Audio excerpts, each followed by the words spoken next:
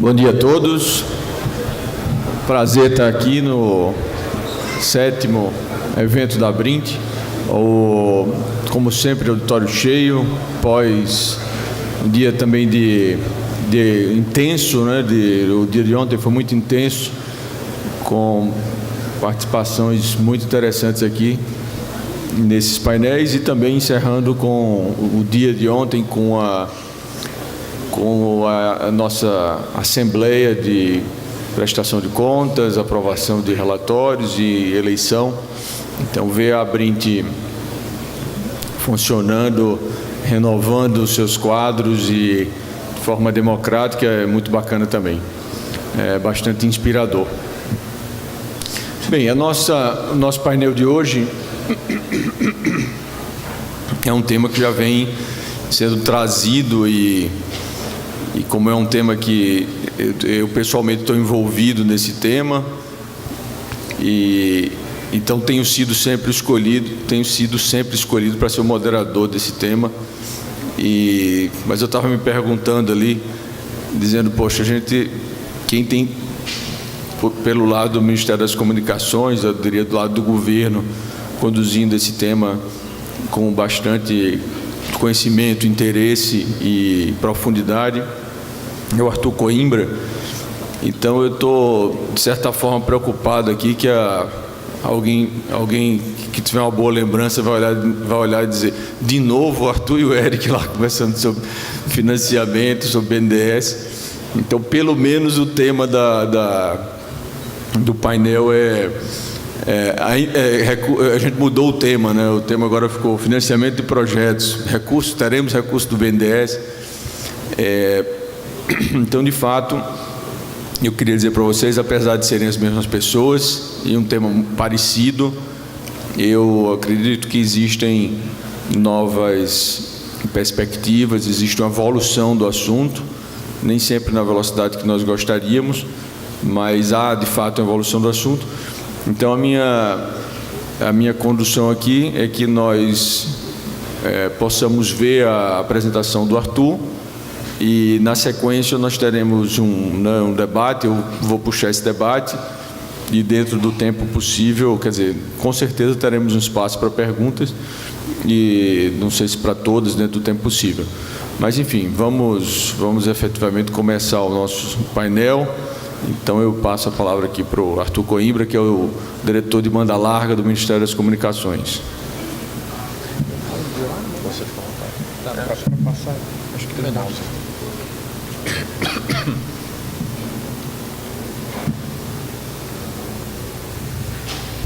Bom dia.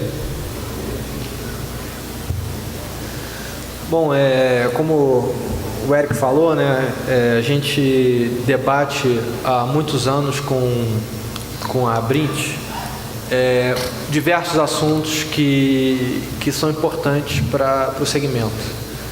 Então, passamos há 4 anos atrás, né, começamos a discutir o problema dos postes, discutimos o problema de uma faixa licenciada específica para o segmento, né, problema do direito de passagem, pagamento pelo direito de passagem, que foi resolvido agora na lei das antenas, e chegamos agora talvez o problema que ainda falta, o grande problema que ainda falta ser resolvido definitivamente, que é acesso a financiamento para os provedores, né? Os provedores, eles têm feito investimentos cada vez mais volumosos, especialmente quando a gente observa uma migração de uma rede sem fio, uma rede de rádio que vai crescendo lentamente a um custo relativamente baixo, para uma rede de fibra que exige um grande volume de investimento e planejamento inicial, né? Nesse momento é importante viabilizar o acesso a recursos de financiamento, e os provedores têm dificuldade de acessar financiamento. Isso não é só um problema do Brasil, o mundo inteiro, diversos países do mundo procuram os mesmos problemas, procuram resolver o mesmo problema para provedores de pequeno e médio porte, né? E os problemas são exatamente os mesmos.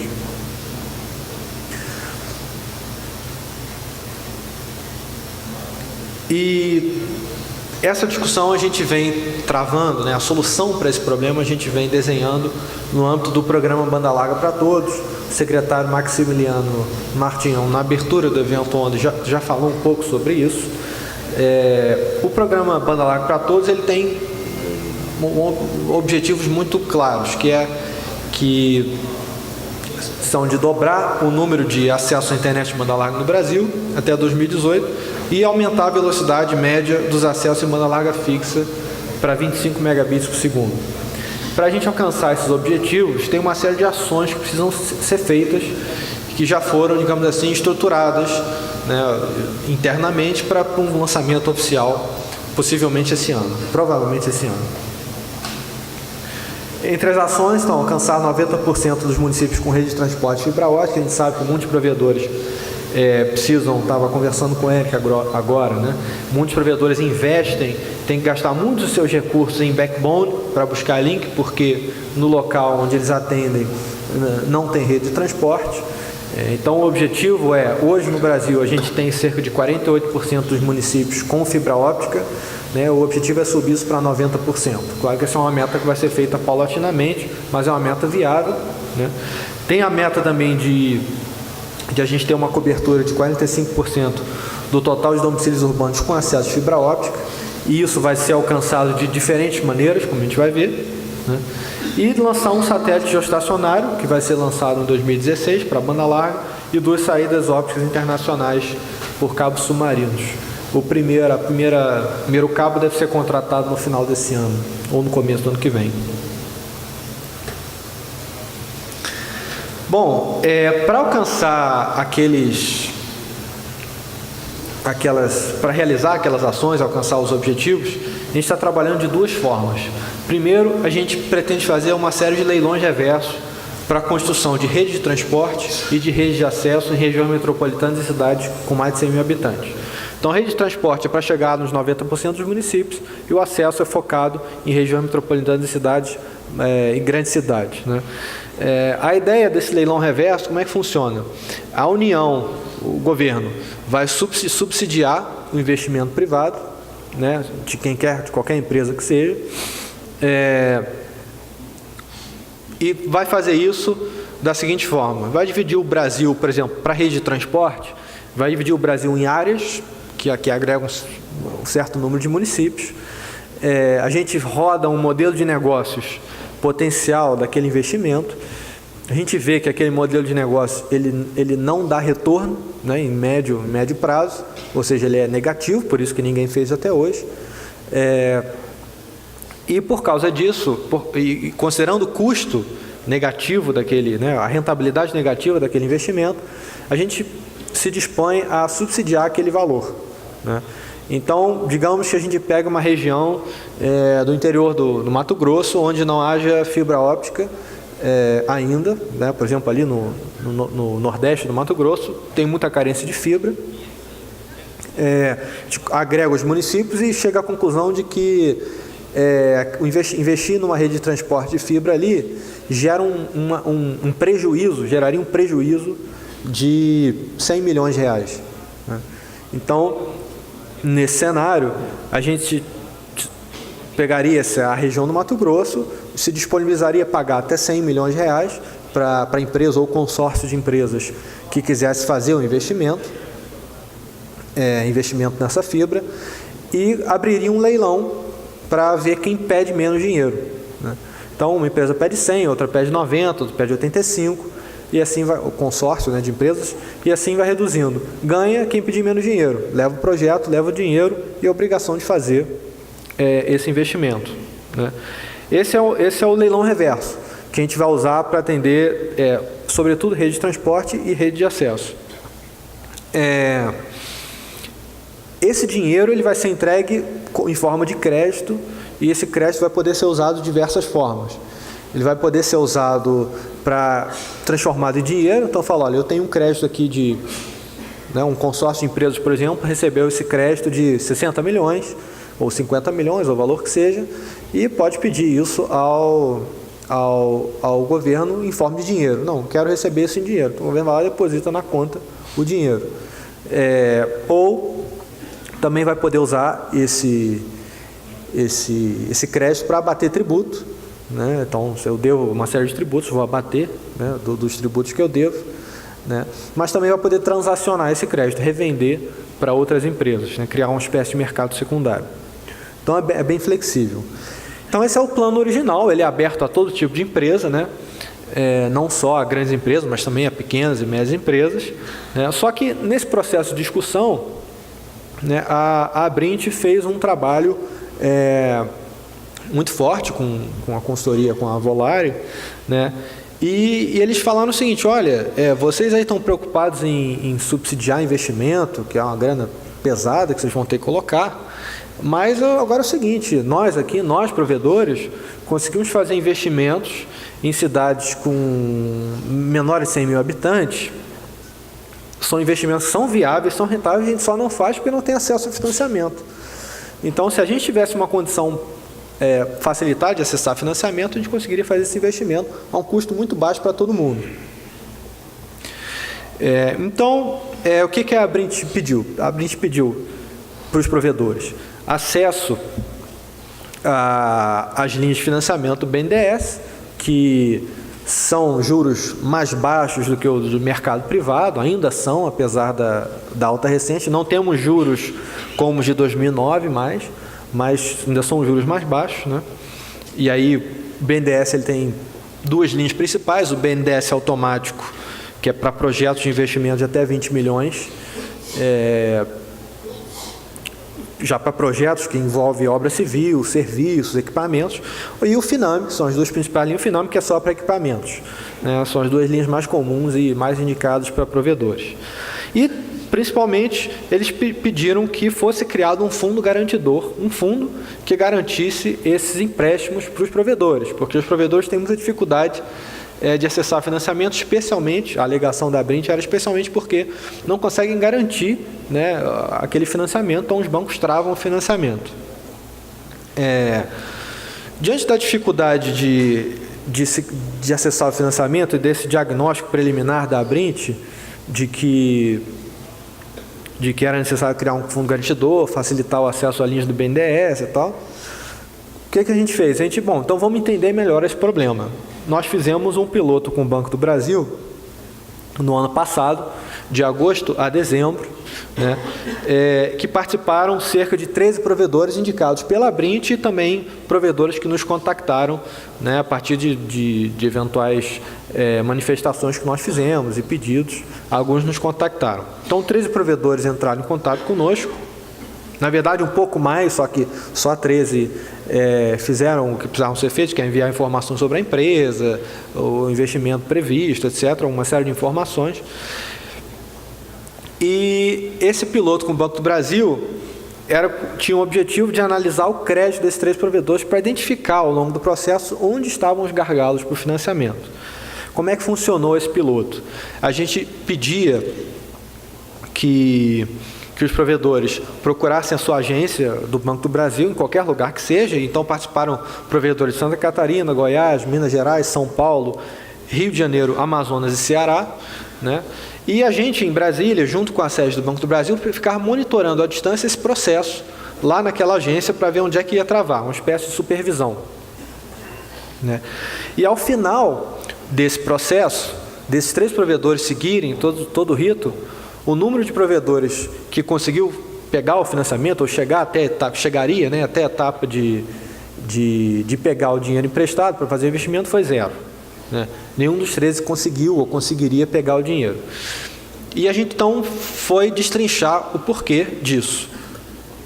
Como é que funciona um processo de financiamento quando você vai ao banco? Ele tem 3 etapas principais. A primeira etapa é uma análise cadastral, uma análise da empresa, uma análise que o banco faz de você. A segunda etapa é a avaliação do risco e do limite do crédito, aquele limite que o banco diz: olha, você tem um limite tanto que eu posso te emprestar. E a terceira etapa é a etapa da garantia. Então, no final de tudo, se você tiver uma análise cadastral ok, se você tiver uma avaliação de risco e limitação e o crédito bem definido, e você está disposto a pegar o dinheiro, você vai ter que apresentar a garantia, e muitas vezes o banco cobra valores que vão de 120% a 130% do valor que você está tomando emprestado em garantia. Então, se você pegar R$1 milhão emprestado, provavelmente você vai ter que dar R$1.300.000 de garantia, qualquer formato que seja. Na análise cadastral, daquelas 13 empresas, 40% delas já tiveram problema na análise cadastral. O que é feito na análise cadastral? É quando a empresa informa ao banco seus dados econômico-financeiros e o banco consulta a situação da empresa em bancos de dados como Serasa e SPC para ver como é que está o nível de adimplência da empresa de uma forma geral. A maior parte dos problemas cadastrais que houve dessas empresas foi por deficiência de informações econômico-financeiras. A empresa não apresentava ao banco todas as informações econômico-financeiras que o banco pedia. Então, o banco não tinha condição de seguir adiante com o financiamento. Então, o banco pedia, muitas vezes, dados sobre custos, dados sobre faturamento, e uma série de informações que a empresa não fornecia, ou por não possuir de maneira organizada, ou por desleixo, ou por desinteresse. Então, 40% daquelas 3 empresas já morreram nessa etapa. A segunda etapa, a de avaliação de risco e limite de crédito, ela tem a ver com uma análise, já a segunda etapa, com a análise da empresa, do fôlego financeiro que ela teria em tese para tomar emprestado. 30% das 3 empresas, 30% caíram nessa etapa. Porque a análise de crédito é feita pelos bancos, é feita de uma forma massificada, não é feita uma análise de projetos propriamente. O que eu quero dizer com isso? Você pega um dinheiro emprestado, ele vai olhar a sua empresa se você tem condições de pagar. Ele não vai analisar que aquele dinheiro vai ser usado para fazer um investimento de tal monta, que vai gerar uma receita de tal monta, que por sua vez vai poder gerar o pagamento e a garantia daquele empréstimo. Isso não é feito no mercado em geral com provedores.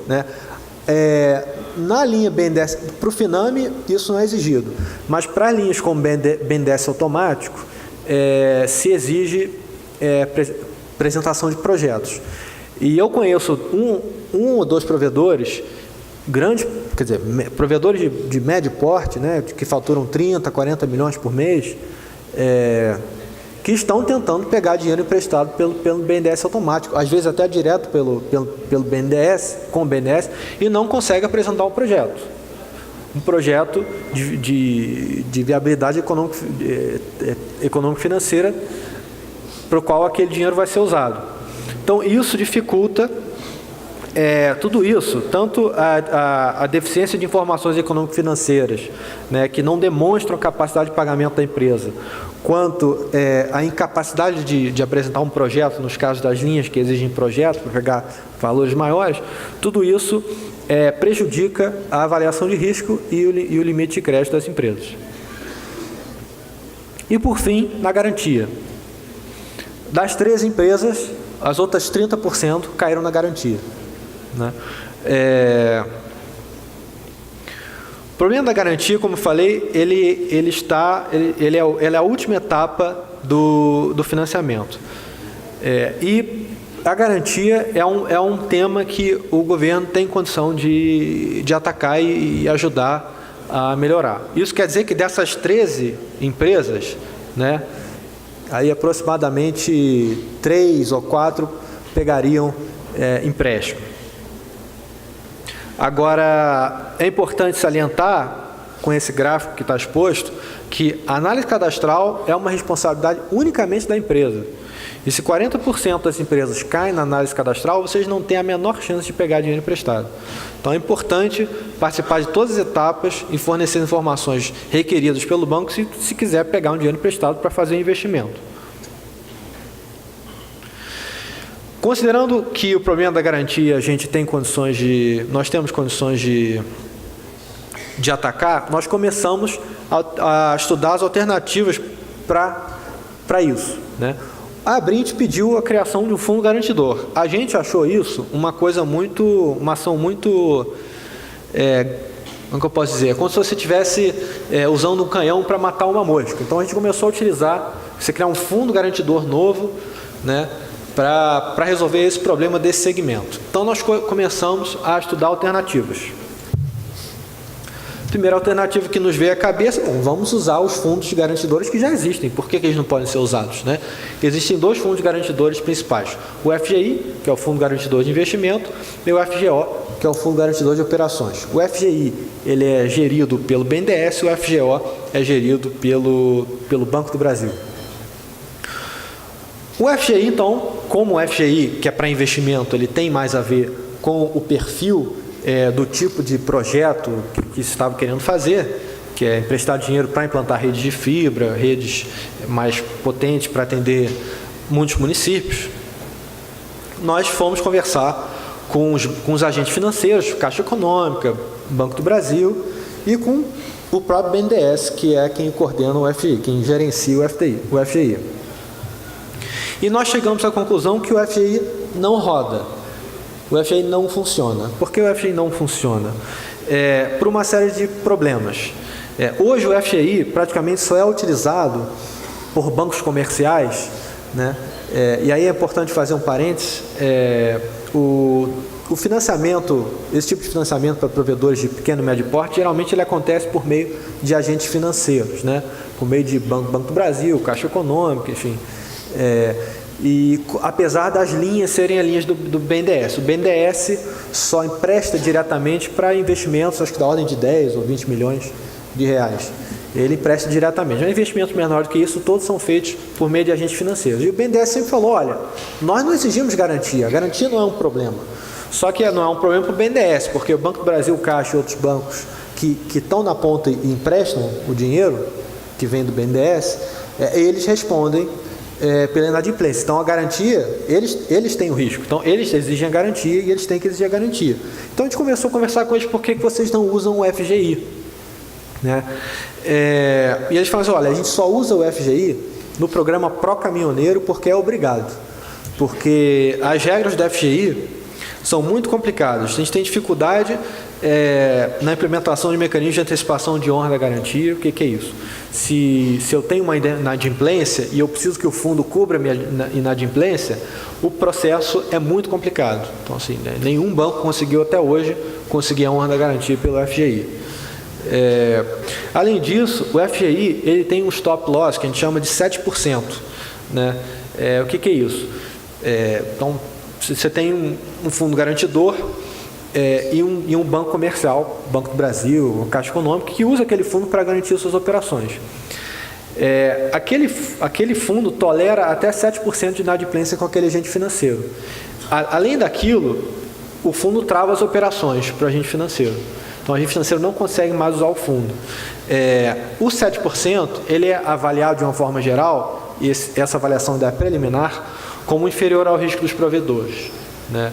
Então, é possível que haja uma inadimplência maior do que os 7% dos provedores. Além disso, como o segmento de provedores é um segmento bastante peculiar, porque são alguns milhares de empresas com investimento em tecnologia muito própria e muito difícil de entender para os bancos comerciais, né? Um automóvel, uma casa, um caminhão, os bancos entendem. Uma rede de telecomunicações é muito complicada para eles. Então, como eles desconhecem esse mercado, eles observam, eles enxergam esse segmento como segmento de alto risco. Eles não conhecem, então o risco é alto. Se eu não conheço, o risco é alto. E aí, na hora que eles usam o FGI, ou podem usar o FGI, em função desse stop loss de 7%, para evitar a inadimplência, eles vão usar o FGI com setores que eles conhecem, porque eles conhecem a taxa de inadimplência média, o risco médio. Então, eles tendem a não usar o FGI para setores que eles não conhecem, como setores de provedores, né? Além disso, o FGI só pode ser usado com linhas do BNDES. Então, se alguém quer usar uma outra linha do Banco do Brasil, por exemplo, e quer usar o FGI, não pode usar o FGI. Então, a gente observou que o FGI não funciona para o que a gente quer. Bom, então vamos ver como é que é o FGO, porque o FGO funciona, o FGO é do Banco do Brasil e tal, a gente sabe que ele funciona melhor, né? A diferença é o seguinte, o FGO ele tem foco em operações de giro e não em operações de investimento. Isso significa que o limite de investimento, o limite que ele garante é muito baixo quando a gente pensa em investimentos de fibra ótica. Investimentos que vão 2, 3, 4 milhões até mais, ele não é capaz de garantir o empréstimo. Então, além do stop loss de 7%, e o FGO também não pode ser usado com a linha do BNDES. Então, o FGI só pode ser usado com a linha do BNDES. O FGO, que roda, não pode ser usado com a linha do BNDES. Então a gente viu que esses fundos garantidores que existiam não resolviam o nosso problema. Então, bom, que formas então a gente pode buscar, que alternativas a gente pode buscar? Bom, a Brindes também vinha falando conosco sobre a eventual possibilidade de aceitar a rede como garantia, porque nenhum banco aceita as redes de telecomunicações como garantia, né? Quando você comprou uma casa ou um carro, o carro e a casa entram muitas vezes como garantia, né? Um estabelecimento comercial, um terreno, entra como garantia do próprio financiamento. Mas redes de telecomunicações os bancos não aceitam. E não aceitam no mundo inteiro, tá? Não é só no Brasil, não. Então a gente começou a tentar estudar uma maneira disso acontecer. Conversamos com os bancos também, com outros países que estão passando por esse mesmo problema e tentando resolver. E a gente chegou à conclusão que, por 3 razões, essa solução também não era possível de ser implementada, né? Primeiro, que não há padronização das redes, de uma forma geral. Então, elas não são, digamos assim, comensuráveis, né? Você não consegue comparar redes, né? Segundo, que as redes têm baixa liquidez, ou seja, não existe um mercado de venda de redes de telecomunicações. Rede de telecomunicação não é uma mercadoria, né? Não é uma saca de arroz, não é uma saca de soja, não é um carro, não é um caminhão, né? Que é reconhecidamente uma mercadoria. E em função da baixa liquidez, só para observar como a liquidez é baixa, é só olhar, por exemplo, o número de caminhões no Brasil versus o número de provedores ativos. A gente tem mais ou menos 2.000 provedores ativos e cerca de 3,2 milhões de caminhões no Brasil. Então, quando o banco empresta dinheiro para o próprio caminhoneiro para ele para ele comprar um caminhão, o caminhão entra como garantia, porque tem liquidez. Olha, existem 3,2 milhões de caminhões no Brasil. Quantos compradores potenciais de caminhões existem? Se esse sujeito não me pagar, eu pego o caminhão dele, vendo, leilou, faço o que eu quiser, alguém vai comprar, né? E eu vou ter meu dinheiro para cobrir o rombo, né? E rede de telecomunicações, o que eu vou fazer? Eu vou arrancar a fibra fora? Não dá. Eu vou tomar posse daquela fibra implantada e vou licitar numa cidade interior? Quantos vão aparecer para comprar, né? Eu vou conseguir meu dinheiro? Então, além desses 2 problemas, falta de liquidez e falta de padronização, é muito difícil estipular um valor para a rede. Não existe diferente do que existe, por exemplo, automóveis, né? Existe tabela FIP e tal. Você tem um valor de mercado claramente monitorado e mais ou menos confiável. Para a rede de telecomunicações é muito difícil estipular o valor, que é uma decorrência nada mais do que da falta de liquidez também. Então, a ideia de usar a rede como garantia também não funciona. Então por que a gente não aceita recebíveis? Porque é o seguinte, as empresas têm faturamento, né? Todas as empresas têm faturamento, 1.000 usuários, 2.000 usuários, 5.000 clientes. Tem um faturamento que todo mês entra, mais ou menos constante. Por que eu não posso aceitar esse faturamento como garantia? Isso acontece em muitos casos, é verdade. Então a gente estudou, junto com os bancos, também essa hipótese, né? Eu estou contando essa historinha aqui para mostrar por que a gente demorou 1 ano e meio para chegar numa solução. Porque a gente foi tentando, batendo em diversas portas, né? E a questão de aceitar recebíveis, ela também não funciona. E ela funciona em pouquíssimos casos, né? Porque ela é uma operação complexa. Como é que funciona a recebíveis em garantia? Você tem que criar uma conta corrente específica naquele banco, naquele agente financeiro. Todos os seus recebíveis, todos os pagamentos dos seus clientes têm que ser direcionados para aquela conta, e aquela conta tem que ter um gestor específico que fique monitorando aquela conta. Então, o custo dessa operação sobe muito. Então, quando a gente está falando de operação de empréstimo de 3 milhões de reais, 4 milhões de reais, o impacto é muito grande. Quando a gente está falando de um empréstimo de 2 bilhões de reais para uma operadora de grande porte, que tem faturamento de 50 bilhões de reais, isso é diferente, né? É diferente porque esse custo operacional ele fica diluído no volume de recursos, e os recebíveis são compreendidos como uma massa mais estável. Então, a operadora específica tem 10, 15 milhões de usuários, né, de clientes, diferente de uma operadora que tem 2 mil usuários, né? O risco do recebível é muito maior quando você tem menos clientes. Então, também não funcionou. Então, qual é a solução proposta? A solução proposta é aquela que a Brint já sabia desde o início, que a gente insistiu em contestar, que é criar um novo fundo, criar um fundo garantidor. É a única solução que a gente entendeu, depois de todo esse processo, né, como viável, né? Então, esse desenho desse fundo já está praticamente concluído. A gente já conversou muito com a equipe do BNDES de fundos, conversando com o Banco do Brasil também. A ideia é que seja um fundo que garanta aí até 80% do risco do dinheiro, né, do provedor, né? Então, assim, 80% do empréstimo, digamos assim, 80% do valor do empréstimo, os outros 20%, 30%, 40%, dependendo do que o banco pedir, vai ter que ser dado diretamente, porque nenhum fundo garantidor que eu conheço no Brasil garante 100%. Então a gente chegou a 80%, que é o máximo que a gente observa por aí. A gente está imaginando um limite máximo garantido, né, pelo fundo por provedor de 3 milhões de reais. 3 milhões de reais, claro, à medida que você vai pagando, esse limite libera, mas 3 milhões de reais simultaneamente. Você tem até 3 milhões de reais de limite para usar o fundo. Claro que existe um pagamento de uma comissão de concessão de garantia para a utilização do fundo, mas a ideia é fazer um custo baixo. Todo fundo tem isso não deve impactar significativamente o empréstimo, né? E o administrador do fundo, que a ideia é que seja um banco comercial, porque um BNDES ele não está na ponta, e a gente tem a experiência do FGI, né, que a gente consegue ver que como ele está muito afastado da ponta, o FGI não roda muito. Então, provavelmente deve ser o Banco do Brasil o administrador do fundo. A gente está em conversa com o Banco do Brasil, ainda não está definido, mas provavelmente o Banco do Brasil vai ser o administrador do fundo. E embora o Banco do Brasil venha a ser o administrador do fundo, ainda assim ele vai poder ser usado com as linhas do BNDES, é o que a gente quer, porque a gente imagina que a maior parte dos provedores, se não 100% dos provedores, vão usar o fundo para garantir os empréstimos do Finame, as compras pelo Finame, né? Embora vocês também possam usar pelo BNDES automático, mas o BNDES